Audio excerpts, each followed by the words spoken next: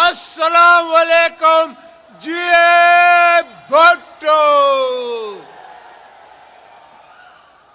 میرے دوستو، اسی جگہ کھڑے ہو کے آج سے 16 سال پہلے میں نے آپ سے کہا تھا کہ انشاءاللہ تعالی اگر میں اپنے فرض اتار سکوں تو پھر مجھے گڑھی خدا بخش میں جگہ دینا، ورنہ میرے بزرگوں کے قبرستان میں دفن ہوا۔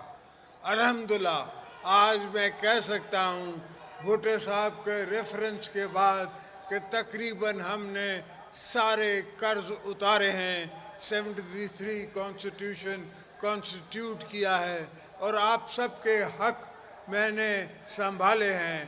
انشاءاللہ آگے بھی آپ کے حق سنبھالتے رہیں گے اور آپ کو قدم بڑھا کے آگے لے کے جائیں گے۔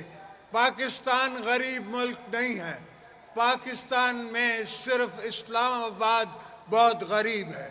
مسئلہ اسلام آباد سے، مسئلہ نہ کوئٹہ سے ہے، نہ حیدرآباد سے ہے، نہ کراچی سے ہے، نہ لاہور سے ہے، نہ پشاور سے ہے۔ مسئلہ اسلام آباد میں بیٹھے ہوئے لوگوں کی سوچ سے ہے۔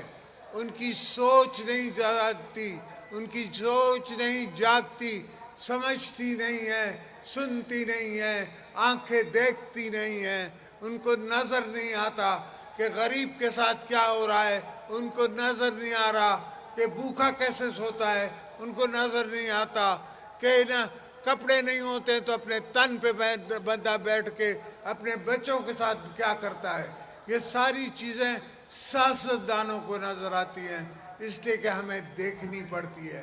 ہمیں ہمارے ورکر جو ہیں وہ پکڑتے ہیں اور کہتے ہیں کہ یہ کرو وہ کرو، اور ہم نے ان سے قسمیں کھائی ہوتی ہیں، وعدے کیے ہوتے ہیں، اور آج تک دنیا آپ کو یہ نہیں کہہ سکتی کہ آپ کے لیڈر آصف زرداری نے کسی سے زبان کی اور پھر وہ پھر گیا۔ ہم نے کبھی یہ دھندا نہیں کیا، اور ہمیشہ بھٹو صاحب کے مشن کو اور بی بی صاحبہ کی شمع کو جلائے رکھا، ہر جگہ وہ شمع جلائے رکھا۔ ہر پروجیکٹ جو میں نے اناگریٹ کیا اپنے دور میں، وہ اپنے نام سے نہیں کیا، وہ بی بی صاحبہ کے نام سے کیا، اس لیے کہ ان کی طاقت تھی، ان کی سوچ تھی، ان کے لوگ تھے، ان کے ووٹ تھے جن نے مجھے پریزیڈنٹ بھی بنایا، جن نے آج تک پیپلز پارٹی کو میں سنبھالتا آ رہا ہوں۔ وہ بی بی صاحبہ کی امانت ہے، ان کی امانت کے حساب سے میں سنبھالتا آ رہا ہوں۔ انشاءاللہ جتنے بھی وعدے آپ کے ساتھ بلاول نے کیے ہیں وہ ہم سب پورے کریں گے۔ آپ دوستوں سے درخواست ہے کہ آپ صبر بھی تھوڑا کریں، تھوڑا لحاظ بھی کریں۔ انشاءاللہ پاکستان کو ہم بنائیں گے، اور بنانے کی ضرورت ہے۔ یہ پاکستان جو ہے وہ ہماری مجبوری ہے کہ ہم اس کو بنائیں۔ یہ نہیں ہے کہ ہم پاکستان بغیر بنائے چلے جائیں اس دنیا سے۔ پاکستان کو بنائیں گے تو آنے والی قومیں، آنے والی نسلیں ہمیں یاد رکھیں گی، ورنہ تو بہت آئے بہت چلے گئے۔ آج ذکر صرف ذوالفقار علی بھٹو کا ہے، یا ذکر شہید محترمہ بے نظیر بھٹو کا ہے، اس لیے کہ وہ آئے اور وہ کمال کی سوچ لائے اور کمال کی انہوں نے اپنی زندگی گزاری، اور الحمدللہ کمال کی ان نے شہادتیں پائیں۔ تو یہ شہادتیں بھی اللہ جن کو نصیب کرے ان کو ملتی ہیں۔ ایسا نہیں ہے کہ جو گھر سے منہ اٹھائے اور کہے کہ میں شہید ہونے چلا ہوں، ان کو شہادت نصیب نہیں ہوتی۔ شہادت ان کو نصیب ہوتی ہے جن نے انسان ذات کی خدمت کی ہوتی ہے، اور اس کی انسان ذات کی خدمت میں اول درجے پہ بھٹو صاحب تھے، پھر بی بی صاحبہ تھی، اور پھر کہیں تاریخ میں ہمارا بھی نام آئے گا، مگر پہلا تاریخ میں نام بھٹو صاحب کا اور بی بی صاحب کا آئے گا۔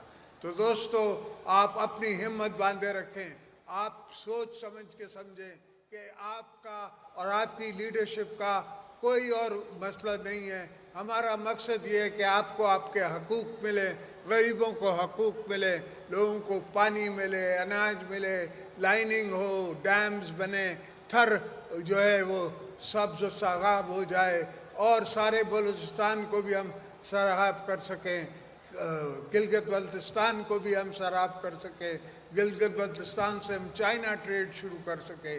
یہ ساری سوچیں ہیں وہ ہمارے مینیفیسٹو میں بھی انشاءاللہ ہوں گی، اور آپ دیکھیں گے کہ ہم اگلی دفعہ یہ سب کام کر کے دکھائیں گے. جے